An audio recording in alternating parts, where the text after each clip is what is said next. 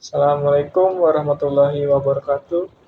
Perkenalkan, nama saya Muhammad Faiz Lujaid, NPM 22315028, dari Prodi Teknik Elektro 22A dengan mata kuliah Etika Profesi.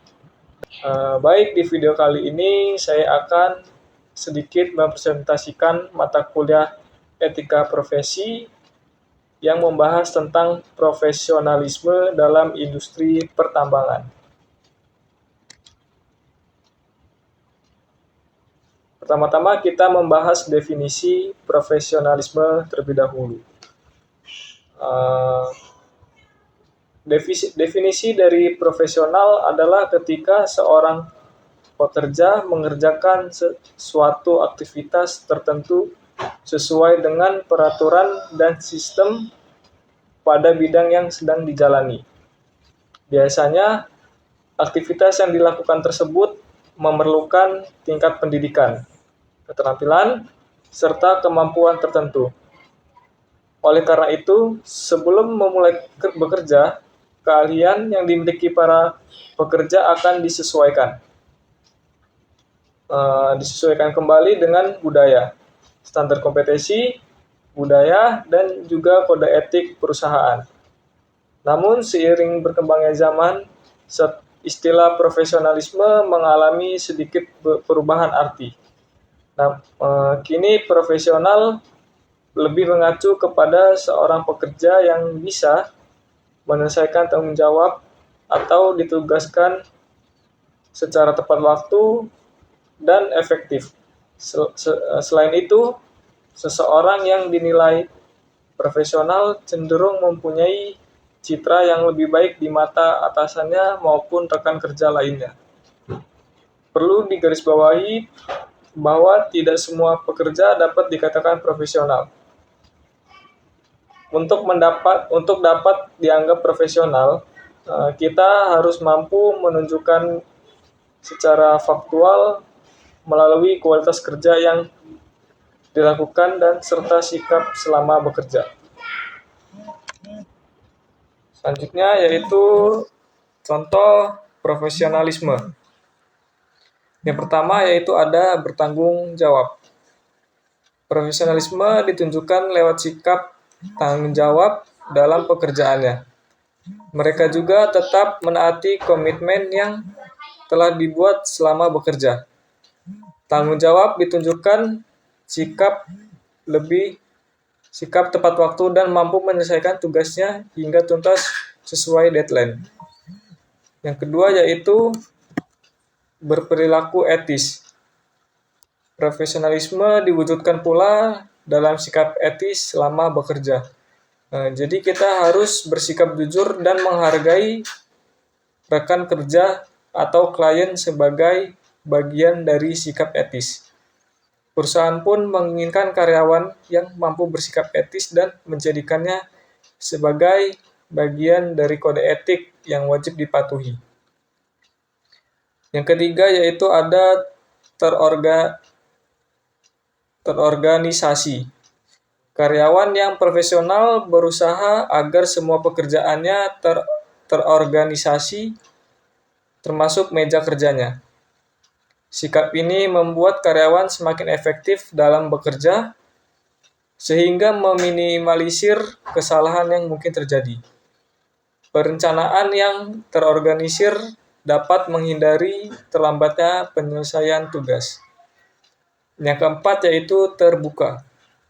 Kesalahan sangat tidak diharapkan dalam bekerja, apalagi saat karyawan sudah memberikan usaha terbaiknya. Namun, terbuka terhadap kesalahan adalah bagian ciri-ciri dari profesionalisme. Mereka berani menanggung kesalahan yang dibuat dan berusaha untuk memperbaikinya. Sikap ini menandakan pula bahwa karyawan memiliki keinginan belajar yang tinggi. Yang kelima yaitu percaya diri.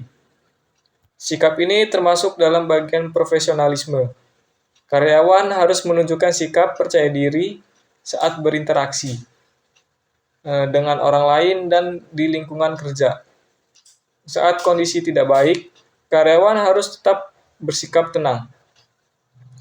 Percaya diri tidak berarti bersikap sombong. Justru kita harus tetap rendah hati dan sopan saat berbicara atau presentasi.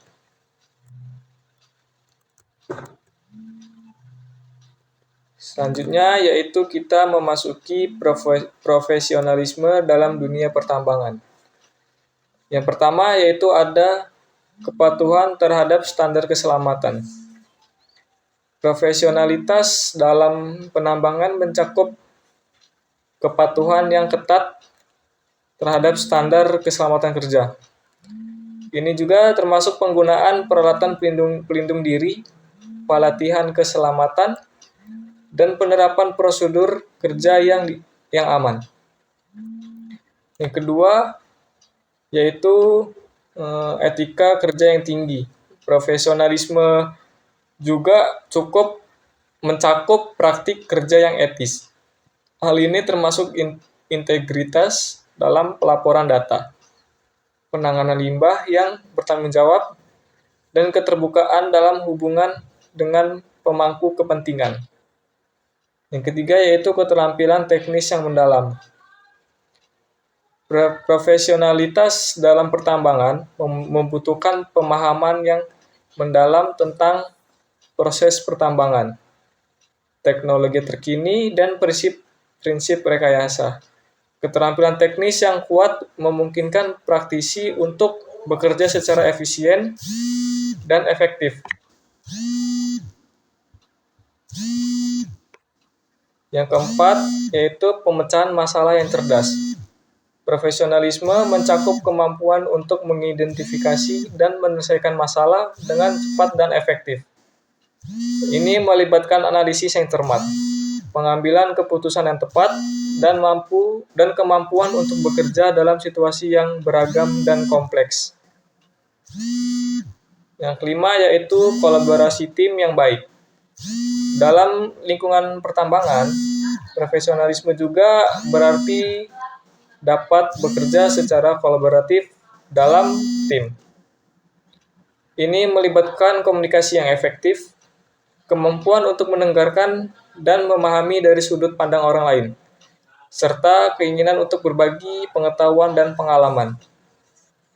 Selanjutnya yaitu yang keenam, komitmen terhadap pembangunan berkelanjutan.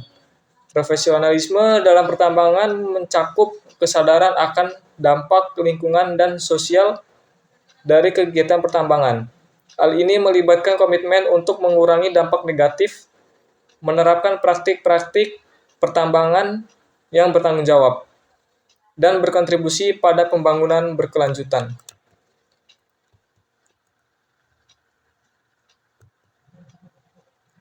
Selanjutnya yaitu ada larangan dalam industri pertambangan. Adapun yaitu tindakan dan praktik yang tidak diperbolehkan. Salah satunya yang pertama yaitu penyalahgunaan atau kelalaian dalam penggunaan peralatan keselamatan. Yang kedua yaitu manipulasi data atau untuk menyembunyikan pelanggaran keselamatan dan lingkungan. Yang ketiga yaitu penggunaan bahan kimia berbahaya tanpa prosedur yang benar. Keempat, penggunaan pelanggaran terhadap peraturan perlindungan lingkungan dan kesehatan masyarakat. Kelima, korupsi atau suap dalam proses perizinan atau pengawasan. Keenam, dampak negatif dan berbahaya dari pelanggaran. Selanjutnya itu ada kecelakaan kerja yang serius atau bahkan fatal. Yang pertama yaitu kerusakan lingkungan yang parah dan kehilangan sumber daya alam. Kedua, sanksi hukum termasuk denda dan hukuman pidana terhadap individu atau perusahaan. Ketiga, kerugian reputasi bagi perusahaan dan individu yang terlibat. Keempat, potensi penutupan operasi pertambangan dan hilangnya pekerjaan.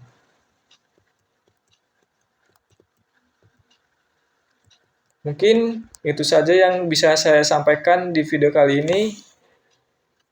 Saya akhiri, wabillahi taufiq wal hidayah. Wassalamualaikum warahmatullahi wabarakatuh.